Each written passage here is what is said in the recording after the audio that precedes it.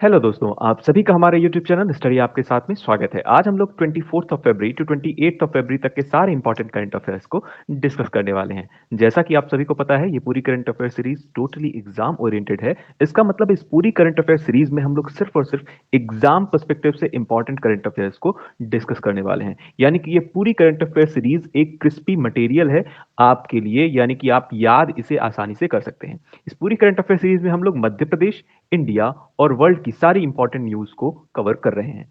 इसके अलावा ये आपको various competitive exams like state PSC, MP Patwari, SSC और रेलवे पुलिस एग्जाम या अदर कोई भी कॉम्पिटिटिव एग्जाम हो जिनमें करंट अफेयर्स एक महत्वपूर्ण सब्जेक्ट हो, या ऐसे एग्जाम जिनमें करंट अफेयर्स आता हो, ऐसे सभी एग्जाम्स में ये करंट अफेयर सीरीज आपके लिए बहुत ही ज्यादा हेल्पफुल होने वाली है। और अगर आपको इस पूरी वीडियो का पीडीएफ चाहिए तो आप स्टडी आपके साथ नाम के टेलीग्राम ग्रुप से ज्वाइन होकर वहां से आप इसे आसानी से एक्सेस कर सकते हैं, जिसकी लिंक आपको डिस्क्रिप्शन में भी मिल जाएगी। इसके अलावा अगर आपकी किसी भी तरह की क्वेरी हो तो वो भी आप इस ग्रुप पे डिस्कस कर सकते हैं। चलिए बात करते हैं अगली चीज यानी कि क्विक रिवीजन की। तो क्विक रिवीजन में तो ऐसे सभी एस्पिरेंट जो पहली बार इस वीडियो को देख रहे हैं उनको मैं बता दूं, अभी हम लोग डिस्कस करने वाले हैं क्विक रिवीजन यानी कि प्रीवियस लेक्चर का क्विक एनालिसिस।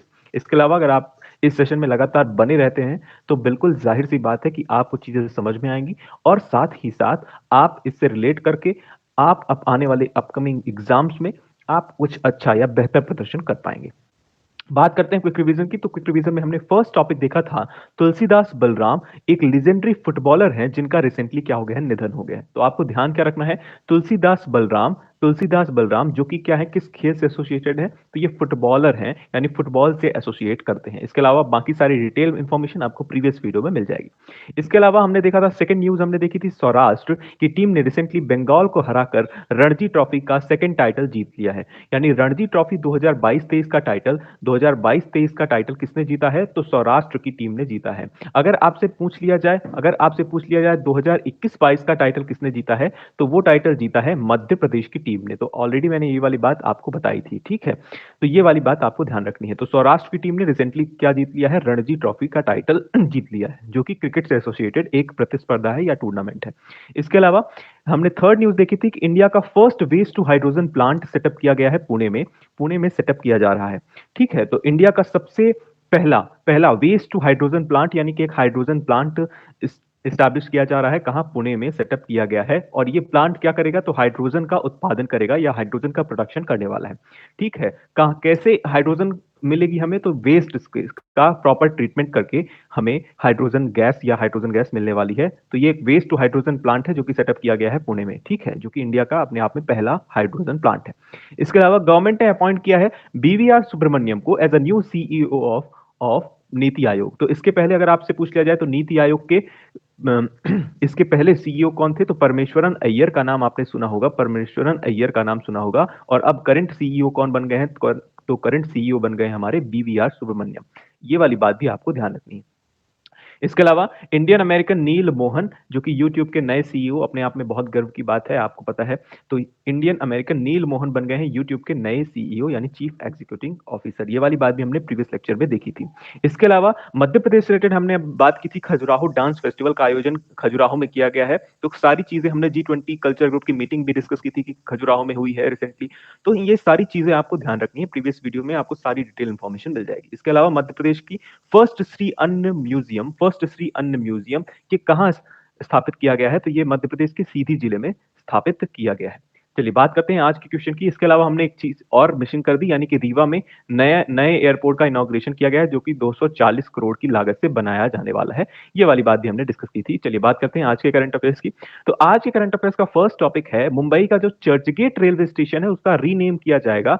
तो आपको ध्यान क्या रखना है, उसका रीनेम किया जाएगा तो उसका नामकरण किसके नाम पर रखा जाएगा, तो ये वाली बात आपको ध्यान रखनी है। तो इंडिया के फर्स्ट आरबीआई गवर्नर के नाम पर रखा जाएगा। ठीक है, तो ये वाली बात किसने की है, तो महाराष्ट्र के सीएम कौन है, करंट सीएम एकनाथ शिंदे जी है करंट सीएम। और इन्होंने ही कहा है कि मुंबई का जो चर्चगेट रेलवे स्टेशन है उसका नया नाम रखा जाएगा किसके नाम पर, तो इंडिया के पहले आरबीआई गवर्नर के नाम पर रखा जाएगा। कौन है आरबीआई गवर्नर पहले, इंडिया के पहले आरबीआई गवर्नर कौन है, तो सी डी देशमुख। आपको ये वाली बात भी पता होनी चाहिए, ठीक है। तो C D Deshmukh first RBI governor है इंडिया के। चलिए यही वाली बात कही है बिल्कुल एकनाथ शिंदे जी ने। तो हाल ही में महाराष्ट्र के मुख्यमंत्री एकनाथ शिंदे ने भारतीय रिजर्व बैंक यानी आरबीआई के पहले गवर्नर सीडी देशमुख के नाम पर मुंबई में चर्चगेट रेलवे स्टेशन का नाम बदलने का प्रस्ताव पारित किया है। उन्हें यानी कि सीडी देशमुख को 1944 में ब्रिटिश सरकार द्वारा नाइट की उपाधि दी गई और 1959 में यानी कि 1959 में भारत के सर्वोच्च नागरिक पुरस्कार भारत रत्न से भी सम्मानित किया गया। तो अपने आप में ये बहुत बड़ी बात है। इंडिया का हाईएस्ट सिविलियन अवार्ड कौन सा है, तो ये वाली बात आप ध्यान रखेंगे, भारत रत्न। इसके अलावा सीडी देशमुख को दिया गया है 1959 को सीडी देशमुख को दिया गया है भारत रत्न अवार्ड। इसके अलावा सीडी देशमुख कौन है, तो इंडिया के पहले आरबीआई गवर्नर है। ये वाली बात आपको ध्यान रखनी है, ठीक है। चलिए बात करते हैं थोड़ी सी सीडी देशमुख जी के बारे में, यानी कि इंडिया के पहले आरबीआई गवर्नर। आरबीआई का फुल फॉर्म क्या है, रिजर्व बैंक ऑफ इंडिया, आपको पता होगा, ठीक है। चलिए बात करते हैं थोड़ी सी। तो सीडी देशमुख एक फेमस इकोनॉमिस्ट है जिनका जन्म 14 अक्टूबर 14 ऑफ जनवरी 1896 को मराठी फैमिली के रायगढ़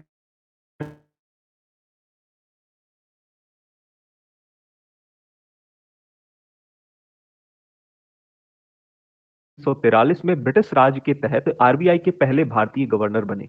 इसके अलावा बाद में 1950 से 1956 तक यानी कि आजादी के बाद, यानी हमारे संविधान लागू होने के बाद केंद्रीय वित्त मंत्री के रूप में सीडी देशमुख मुख ने देश के आर्थिक विकास में योगदान दिया। तो अपने आप में बहुत इंपॉर्टेंट चीज है, तो आपको ये वाली बात ध्यान रखनी है। तो देखो, इंग्लैंड में अध्ययन किया इन्होंने, सिविल सेवा में उसके बाद शामिल हुए। 1943 में ये ब्रिटिश साम्राज्य जब चल रहा था तब आरबीआई के पहले गवर्नर बने थे। आरबीआई का फॉर्मेशन कब हुआ, 1935 की एक्ट के अकॉर्डिंग हुआ था। ये वाली बात भी आप ध्यान रख सकते हैं, ठीक है।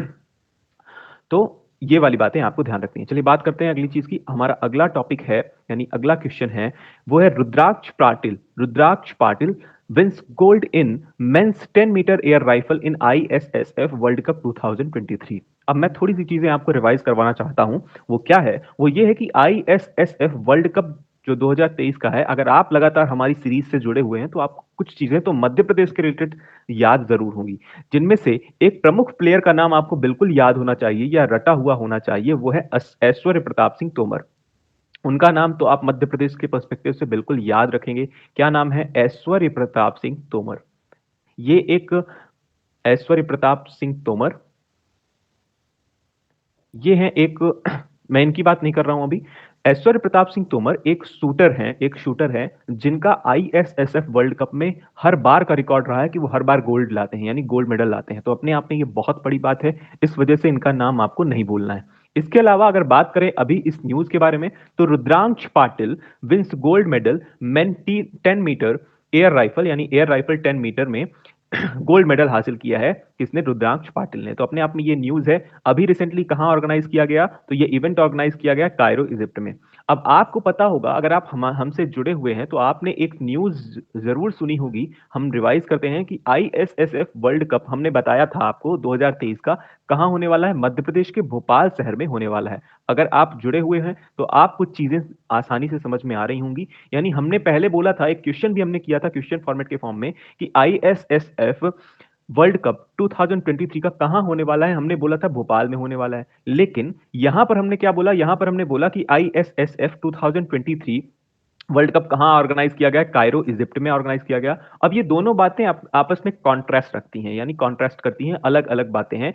ये एक दूसरे एक दूसरे का विरोधाभास है, लेकिन ये न्यूज बिल्कुल सही है। इसमें से कुछ भी गलत नहीं है। मैं आपको थोड़ा सा शॉर्ट में बताता हूं कि क्या क्या चीजें हो रही हैं। देखो, ध्यान क्या रखना है आपको, आईएसएसएफ वर्ल्ड कप एक शूटिंग प्रतिस्पर्धा है या शूटिंग टूर्नामेंट है। इसके अलावा ये टोटल 12 स्टेजेस में होता है। 12 स्टेजेस में ये परफॉर्म किया जाता है, यानी कि हर एक स्टेज अलग अलग देश में और अलग अलग जगह पर होती है। तो आपको ध्यान क्या रखना है, मैं आपको बताता हूं। इस तरह से टोटल 12 होंगे, यानी 12 स्टेजेस में ये पूरी शूटिंग प्रतिस्पर्धा यानी वर्ल्ड कप चलता है, यानी अलग अलग जगह। तो फर्स्ट सेकंड थर्ड की बात हमने नहीं करनी है, फिफ्थ फोर्थ की बात नहीं करनी है। फिफ्थ नंबर यानी फिफ्थ स्टेज का जो टूर्नामेंट है वो कहां होगा, भोपाल में होगा। वो कहां होगा, भोपाल में होगा। तो फिफ्थ स्टेज कहां होने वाला है, भोपाल में। बाकी अलग अलग जगह पे होने वाला है। यानी फोर्थ स्टेज का कहां हुआ है, तो फोर्थ स्टेज का कायरो इजिप्ट में हुआ है। तो ये वाली बातें आपको ध्यान रखनी है। देखो, अलग अलग चीजें हैं। हमें क्या याद ध्यान रखना है, सिर्फ हमें ध्यान रखना है कि फिफ्थ नंबर का जो आईएसएसएफ वर्ल्ड कप टूर्नामेंट है, ये भोपाल शहर में आयोजित होने वाला है मध्य प्रदेश के, पहली बार, जो कि अपने आप में बहुत बड़ी बात है। टोटल 12 स्टेजेस में परफॉर्म होता है, 12 स्टेजेस में परफॉर्म होता है, तो वो आप गूगल में सर्च कर सकते हैं। अगर आप इसका शेड्यूल सर्च सर्च करेंगे तो आपको आसानी से चीज़ें समझ में आ जाएँगी, ठीक है? जैसा कि मैंने आपको कुछ हेडलाइन दे दी है। चलिए, बात करते हैं इनके बारे में। तो रुद्रांश पाटिल ने गोल्ड मेडल हासिल किया है। इसके अलावा मैंने जैसा कि आपको बताया, ऐश्वर्य प्रताप सिंह तोमर ने गोल्ड मेडल हासिल किया है। इन्होंने कायरो में भी जाकर गोल्ड मेडल हासिल कर रहे हैं, लेकिन 50 मीटर राइफल कॉम्पिटिशन में। तो अपने आप में जैसा कि मैंने आपको बताया था कि ऐश्वर्य प्रताप सिंह तोमर आई थिंक ये 4 बार लगातार 4th टाइम लगातार गोल्ड मेडल हासिल कर चुके हैं। तो अपने आप में ये बहुत बड़ी बात है, क्योंकि जब-जब टूर्नामेंट होता है आईएसएस वर्ल्ड कप का, हर बार ये गोल्ड मेडल लाते हैं। तो अपने आप में एक बहुत बड़ी बात है। तो रिसेंटली कायरो में इजिप्ट में, यानी कायरो इजिप्ट में जिस स्टेज में, वहां पर जब ये टूर्नामेंट ऑर्गेनाइज किया गया तो वहां पर भी ऐश्वर्य प्रताप सिंह तोमर ने गोल्ड मेडल हासिल किया। तो जैसा कि मैंने आपको बताया, 20 से 31 मार्च में भोपाल में ये होने वाला है, राइफल या पिस्टल, ठीक है, टूर्नामेंट। तो ये होने वाला है भोपाल में भी। चलिए बात करते हैं थोड़ा सा आईएसएसएफ से रिलेटेड न्यूज की। तो आईएसएसएफ का फुल फॉर्म क्या है? तो इंटरनेशनल शूटिंग स्पोर्ट फेडरेशन। ये भी अपने आप में बहुत बहुत इंपॉर्टेंट है। इसके अलावा इसका हेडक्वार्टर कहाँ है? तो हेडक्वार्टर बहुत इंपॉर्टेंट है, म्यूनिक जर्मनी में है इसका हेडक्वार्टर। इसके अलावा मध्य प्रदेश की शूटिंग अकादमी कहाँ है? भोपाल में स्थित है। तो मध्य प्रदेश की शूटिंग अकादमी भोपाल में, हेडक्वार्टर इसका कहाँ पे है? तो आईएसएसएफ का म्यूनिक जर्मनी में। इसके अलावा इसका फुल फॉर्म है इंटरनेशनल शूटिंग स्पोर्ट फेडरेशन। अब यहाँ पर जो लिस्ट दी हुई है, ये सारे मध्य प्रदेश के शूटर हैं, उनका नाम दिया गया है। तो ये भी आप ध्यान रख सकते हैं। तो श्रेया अग्रवाल जो कि एक शूटर है, चिंकी यादव, रिसेंटली जो Madhya Pradesh public service commission यानी एमपीपीएससी का जो पेपर हुआ उसमें ये प्रश्न पूछा गया है, इस वजह से आपको ध्यान रखना है। तो चिंकी यादव भी शूटर है जो कि भोपाल शहर से बिलोंग करती हैं, ठीक है। इसके अलावा ऐश्वर्य प्रताप सिंह तोमर, ऐश्वर्य प्रताप, थोड़ा सा यहाँ पे प्रिंटिंग मिस्टेक हो गई है, तो ऐश्वर्य प्रताप सिंह तोमर ने गोल्ड मेडल हासिल किया। इसके अलावा सुनिधि चौहान जिन्हें जिन्हें विक्रम अवार्ड 2020 से सम्मानित किया गया है। तो मध्य प्रदेश का विक्रम अवार्ड सुनिधि चौहान जो कि एक शूटर है, उन्हें दिया गया है। तो ये वाली बात ऑलरेडी हमने डिस्कस कर ली। चलिए बात करते हैं अगली न्यूज की। अगली न्यूज है Nitin Gadkari lays foundation stone of the world's largest and unique दिव्यांग पार्क। तो वर्ल्ड का लार्जेस्ट, ना सिर्फ इंडिया का, ना सिर्फ मध्य प्रदेश का या किसी पर्टिकुलर स्टेट का, पूरे वर्ल्ड का लार्जेस्ट एंड यूनिक दिव्यांग पार्क कहां एस्टैब्लिश किया जाएगा? तो इसकी आधारशिला रखी है रिसेंटली नितिन गडकरी जी ने। कहां? नागपुर महाराष्ट्र में एस्टैब्लिश होने वाला है। तो union minister road transport and highways ministry Nitin Gadkari lays the foundation stone of the world's largest and unique दिव्यांग पार्क, जिसका नाम क्या है? तो अनुभूति इंक्लूसिव पार्क। तो इसका नाम क्या है? तो इसका नाम, इस पार्क का नाम क्या है? अनुभूति इंक्लूसिव पार्क। कहां बनाया जाएगा? नागपुर महाराष्ट्र में बनाया जाएगा। तो सिंपल सी बात, आपको सिर्फ इतना ध्यान रखना है कि वर्ल्ड का लार्जेस्ट और यूनिक दिव्यांग पार्क जिसका नाम है अनुभूति इंक्लूसिव पार्क, कहां एस्टैब्लिश किया जाएगा? तो ये एस्टैब्लिश किया जाएगा नागपुर महाराष्ट्र में, ठीक है। इस पार्क में क्या क्या सुविधाएं होंगी उसके बारे में भी हम लोग थोड़ा सा बात कर लेते हैं। तो प्रधानमंत्री नरेंद्र मोदी के समावेशी समाज के निर्माण के विजन को ध्यान में रखते हुए इस पार्क को विकसित किया जा रहा है। 2016 में केंद्र सरकार ने विकलांग व्यक्तियों के अधिकारों के लिए विकलांग व्यक्तियों के अधिकार नियम को पारित किया गया था, और यह कानून विकलांगों को समान सम्मान के साथ जीने का अधिकार देता है। तो अपने आप में यह बहुत बड़ी बात है, यानी कि right of person with disabilities act 2016 में पारित किया गया। ये एक्ट पारित किया गया सेंट्रल गवर्नमेंट के द्वारा, जिससे डिसेबिलिटी यानी डिसेबल पर्संस के राइट्स को प्रिजर्व किया जा सके या प्रोटेक्ट किया जा सके, ज्यादा अच्छा वर्ड है, यानी उनके राइट्स को प्रोटेक्ट किया जा सके या उन्हें प्रोटेक्शन दी जा सके, इस वजह से इस एक्ट को पारित किया गया। तो आप दो चीजें इसमें ध्यान रखेंगे, right to person and disability act कब पारित हुआ? तो 2016 में। इसके अलावा वर्ल्ड लार्जेस्ट एंड यूनिक दिव्यांग पार्क जिसका नाम क्या है? तो जिसका नाम है अनुभूति इंक्लूसिव पार्क, कहां स्थापित किया जाएगा? तो नागपुर महाराष्ट्र में यह स्थापित किया जाएगा। चलिए बात कर लेते हैं थोड़ा सा अनुभूति इंक्लूसिव पार्क के बारे में। तो इसका मकसद देश और दुनिया में समावेश का संदेशन देना है। सिंपल सी बात है। वैसे ये सारी चीजें आप इग्नोर भी कर सकते हैं, क्योंकि आपको एक बेसिक आइडिया हो चुका है कि क्यों बनाया जा रहा है दिव्यांग पार्क, जिससे दिव्यांगों को एक प्रोत्साहन मिले, ठीक है, और इसके अलावा वो भी हमारे समाज के साथ जुड़ सके, ऐसा कुछ मकसद है इस अनुभूति पार्क बनाने का, ठीक है। तो इसका मंत्रालय कौन सा है? तो सामाजिक न्याय और अधिकारिता मंत्रालय। तो ये वाली बात आपको ध्यान रखनी है, ठीक है। पार्क में 21 प्रकार के विकलांगताओं के लिए अनुकूलित सुविधाएं होंगी, जिनमें स्पर्श और गंध उद्यान, हाइड्रोथेरेपी इकाइयां, जल चिकित्सा, मानसिक रूप से विकलांग बच्चों के लिए स्वतंत्र कमरे आदि शामिल है। तो इस तरह की फैसिलिटीज भी दी जाएंगी। चलिए बात करते हैं अगले क्वेश्चन की। हमारा अगला क्वेश्चन है, Kol tribe Mahakumbh has been organised in which city of Madhya Pradesh? तो मध्य प्रदेश में कोल कोल एक ट्राइब है मध्य प्रदेश की जो एक मेजर ट्राइब है, आप ऐसा कह सकते हैं। तो कोल ट्राइब का महाकुंभ मध्य प्रदेश के किस शहर में ऑर्गेनाइज किया गया? तो मध्य प्रदेश के सतना जिले में ये ऑर्गेनाइज किया गया, यानी कि कोल महाकुंभ या कोल ट्राइब महाकुंभ ये कहाँ स्थापित, ये सॉरी, ये कहाँ ऑर्गेनाइज किया गया? तो ये सतना शहर में ऑर्गेनाइज किया गया।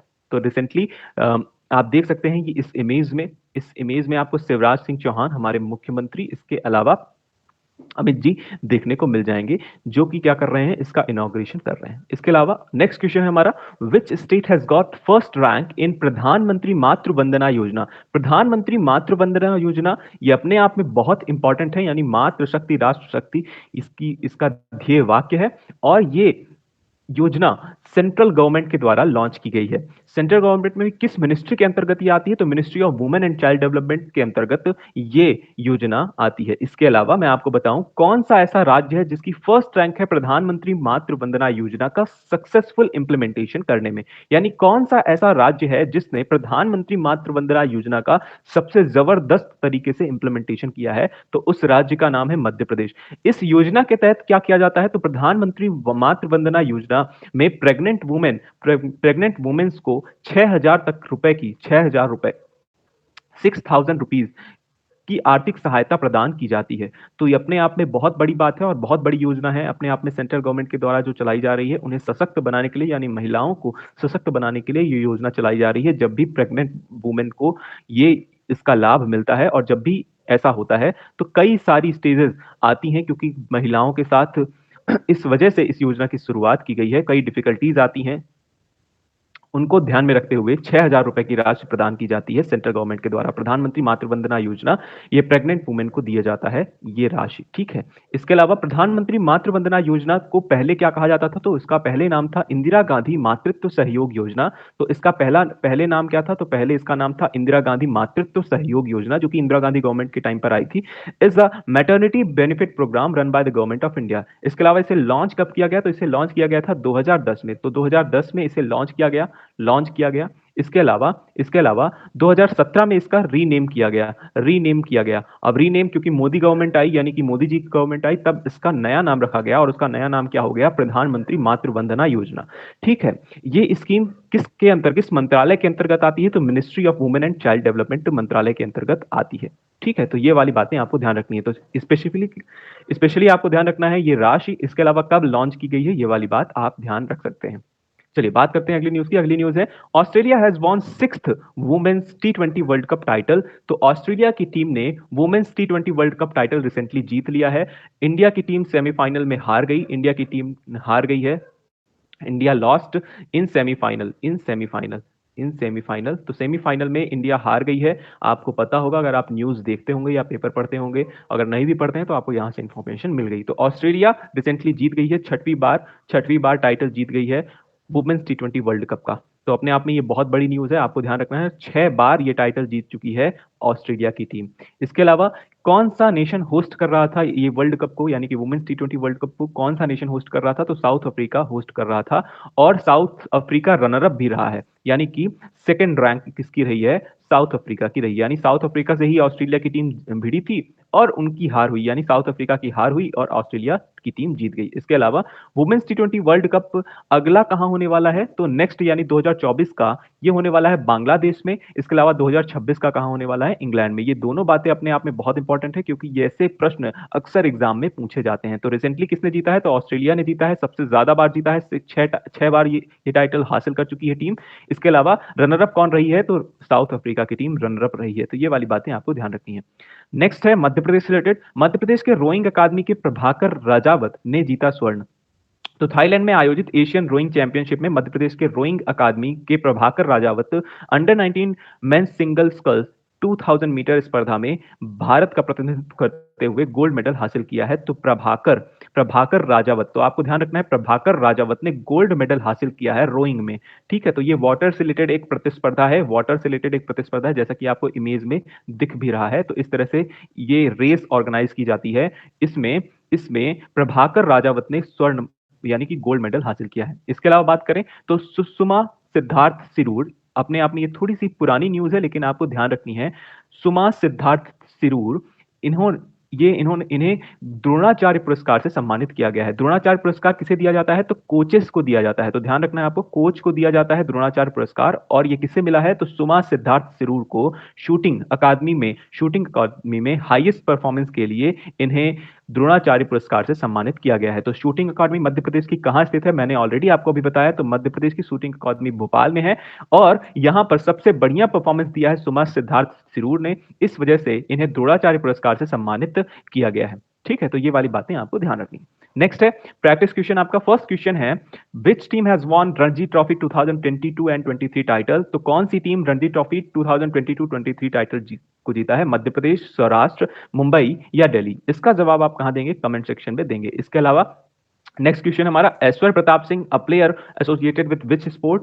आपके ऑप्शन है क्रिकेट, चेस, शूटिंग या बैडमिंटन। इसका जवाब भी आप कहां देंगे? कमेंट सेक्शन में देंगे। और अगर आपको ये पूरी सीरीज अच्छी लग रही हो या सेशन अच्छा लग रहा हो तो आप हमारे चैनल को सब्सक्राइब कर सकते हैं। इसके अलावा अपने दोस्तों को भी ज्यादा से ज्यादा शेयर कीजिए, क्योंकि जब आप शेयर करते हैं तो उससे हमें भी प्रोत्साहन मिलता है। इसके अलावा अगर आपकी किसी भी तरह की क्वेरी हो तो आप इन सोशल मीडिया हैंडल्स के माध्यम से जुड़कर अपने सवाल मुझसे पूछ सकते हैं, या इंस्टाग्राम पे हमें फॉलो कर सकते हैं। ठीक है, आप अपने दोस्तों में ज्यादा से ज्यादा शेयर कीजिए और हम लोग मिलेंगे अपने नेक्स्ट लेक्चर में। तब तक के लिए आप सभी अपना ख्याल रखिए। Thank you, tata, bye bye.